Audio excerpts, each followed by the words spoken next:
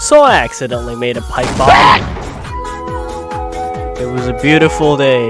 The sun was screaming, the birds were shining, and today is the day that I get my hands on some liquid nitrogen. Cause it's the open day, man, and they got this gigantic vat of liquid nitrogen inside the physics lab. And they stored it inside those like 10-gallon milk jug thingies that you could find on the market. But it was like super cold and shit. And it was cool as hell. And they got it because of this experiment they were running, which is like making superconductors or something. I don't really give a fuck. But I'm mainly interested in the liquid nitrogen because I'm a liquid nitrogen enthusiast. And since I had a thermos flask on me, you know thermoses, they keep out heat, they keep in heat. Thermodynamics, basic principle. I thought it wouldn't turn back into nitrogen gas, and so I went, yo, can you put some in there? And you know, like any other rational thinking, logical person, they went, fuck yeah, and then they got this metal bowl and they filled it with liquid nitrogen and they tipped it inside my flask. Hell yeah, bro, I got my hands on some liquid nitrogen. And you know, since I wanted to save the liquid nitrogen for later, I immediately capped it because I wanted to, like, splash some kids with it. That was the single biggest mistake I think I've ever made inside the school. Thermos flasks are made of metal. And so by capping it, I have inadvertently created the best conditions in which to form a pipe bomb. I went off, you know, on my merry way, and then I head over to the chemistry classroom next door. And so, like, I walked up to my chemistry teacher, and I walked up to him, hey, sir, guess what? And then the entire flask exploded inside my hand! And the explosion itself was, like, actually so loud. It was this crisp sound. It sounded like a mortar going off, or, like, if you're standing next to an artillery gun. At the same time, there was this excruciating pain in my left hand because I was, like, unscrewing it with my left hand to show my chemistry teacher. And it was like being shot by a rubber bullet, okay?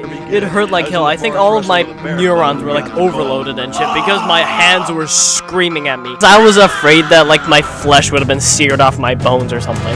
I know it's not that possible, but you know how fast the cap was going as it flew off into one direction and the flask the other? The flask was like rolling on the ground smoking while the cap was like God knows where. And all of this shit happened in less than a blink of an eye, bro. Like, 1 second it was peace and fine. I was gonna show my chemistry teacher what I got. And then the next second it was just pandemonium, man. The bottle was, like, pinging off the walls and shit. Everything sounded like it was breaking and my hands were on fire.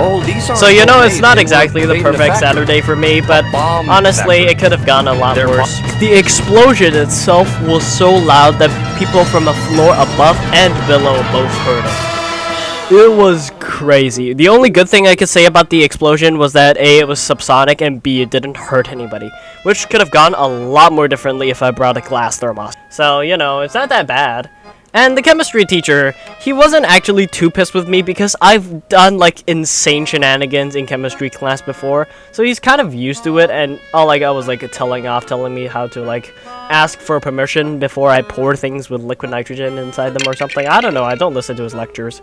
You know, I really gotta pat myself on the back for this one because, like, how many people do you know who can get away scot-free from creating, like, a mini explosion inside the lab? Not many. But you know, he must have been very glad that he taught me well, because the first lesson he ever taught was that you shouldn't point anything at anyone. So inadvertently, he saved his own life, which is, I think, the best way you could give credit for somebody's teaching abilities. But you know, there was also another problem. I was stuck with a flask that had this broken lip because the entire thing unscrewed itself violently using extreme force. And now I'm gonna have to figure out how to explain to my mom that a medium-sized explosion caused the damage to her water bottle, which is something I'm not exactly looking forward to, but you know, a man's gotta do what he's gotta do, you know, he's gotta explain to his mom how he accidentally built a bomb. And you know, I was curious because, like, how fast was that cap going if I hadn't been cupping it with my own hands? I did some math, and it turns out that there was around 10 liters of nitrogen inside that flimsy ass flask, okay? Because the flask itself is only around 150 ml, so that's like 100 atmospheres worth of gas pressure. I'm glad I didn't die. Another reason I need to thank my lucky stars is that it was early in the morning, so basically nobody was there to witness a bomb going off. I don't think it would have, like, positively impacted our school's reputation if a kid just randomly detonated a small explosive. Bro, I got my ancestors working overtime to save my ass. But you know what they say, hindsight is 20/20. And so I'll be catching you in the year 2026 because my upload schedule is a mess. See you guys next time, and try not to set up any explosive devices inside the chemistry lab.